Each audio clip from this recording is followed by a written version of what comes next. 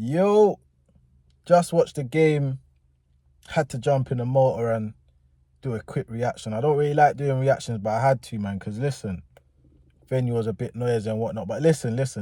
I got an important mission for you lot, yeah? Please, before you carry on scrolling or whatever, I know attention spans are low nowadays, but listen, we need to do something, yeah? We need to act everyone that you know, don't know, whatever, everyone that you saw or you spoke to that wanted Jude dropped and Rodgers to start as a 10.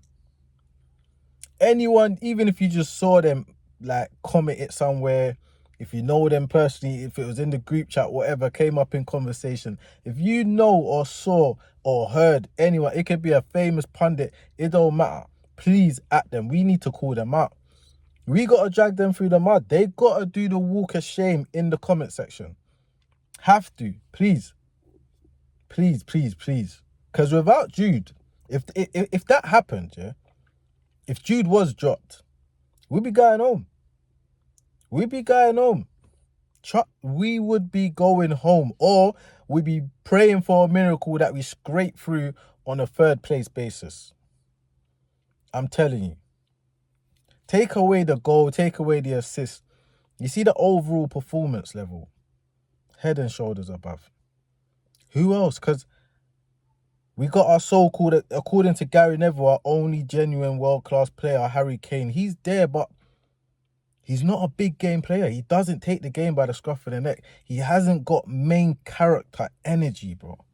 He ain't got it. You know, like that thing, that X factor, that he just hasn't got it. And every top player for every top nation has it. You got Vini at Brazil. They just have that thing. Do you know what I mean? Like, you got Messi at Argentina. You got Ronaldo at Portugal. All the top nations have that special player with that thing, like that thing. Literally. Yamal at Spain. Every top nation has it. But yeah, man, Jude, he's got it. Who else? Like the tackles that he was making. He was everywhere. It's like he was on a mission, yeah, to let Declan Rice know, like, this is how you play the 8 position. This is how he was, yeah. And you know, for a moment, I was thinking, how is Declan Rice going to get back in the team?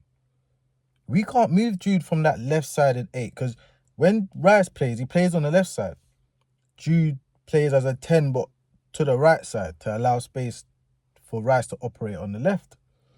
But we can't move Jude from the left now. Do you see the jinky stuff he was doing in the channels? When he created that goal for Harry Kane, before that he was doing jinky stuff as well. Step overs, Cruyff turns, like everything's in the locker. Everything. In transition, he's running back, slide tackles, winning duels, aerial duels, shots, clip passes, rolled through balls, round the corners, setting it. Like, listen. Yeah, listen. But you know what saves Rice? Anderson ain't got enough legs. He has not got enough legs for a single pivot.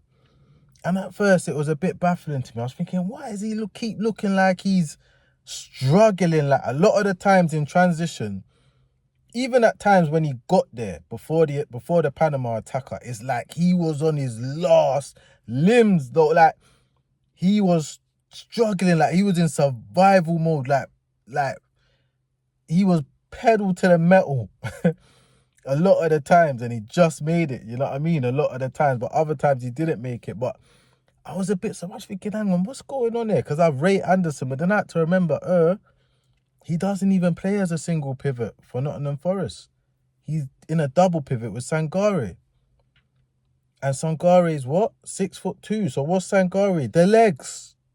So this is why in the single pivot he was struggling, because he ain't got the legs for the single pivot. And that's where Declan Rice will get back in the team, as a single pivot. Because as a double pivot with England, yeah, you then block the space for Harry Kane. They all get in each other's way.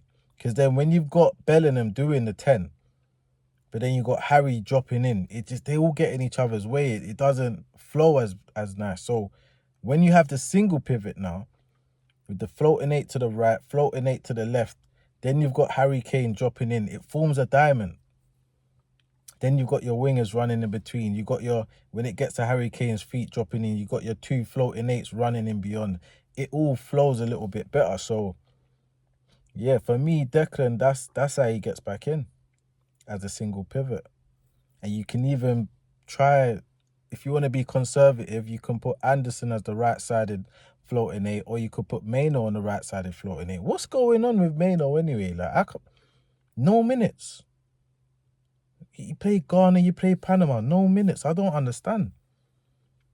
I don't get it. Henderson's getting on before him. Even Eze's getting tucked back in like a double pivot type role. Do you know what I mean? An 8 type role.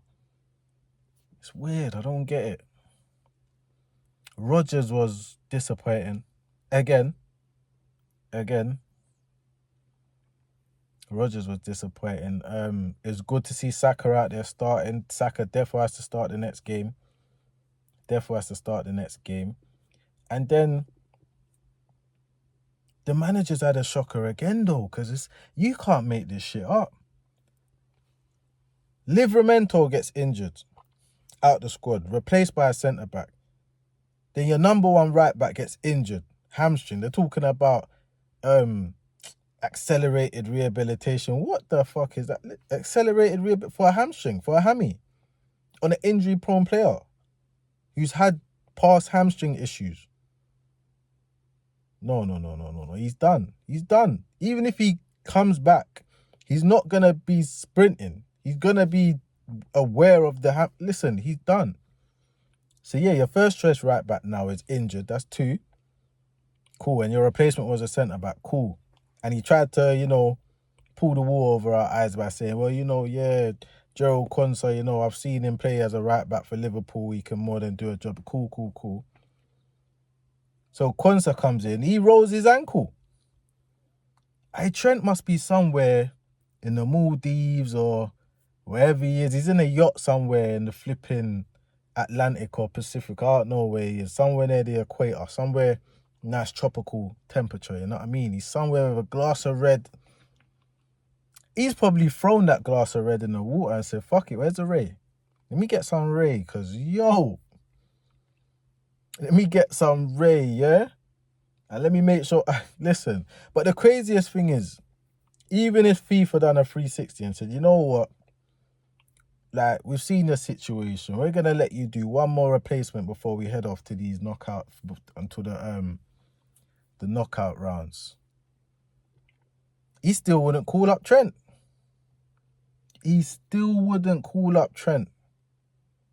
Who would he call up? He still wouldn't call up Trent. He probably drove for Rico Lewis, the Man City right back. He probably drove for Rico Lewis. He wouldn't draw for Trent. Like, that's the craziest thing. Has to be a personal issue going on there. Has to be.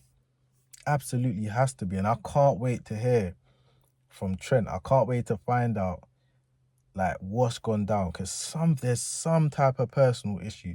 I've got my suspicions. I've said it in old videos. I feel like Tuchel doesn't like, he's got an ego, and he doesn't like egotistical players, but also he doesn't like alphas. I feel like this is why he was clashing with Jude as well at first. And yeah, he likes players that just go to the script, innit? Like, do as I tell you.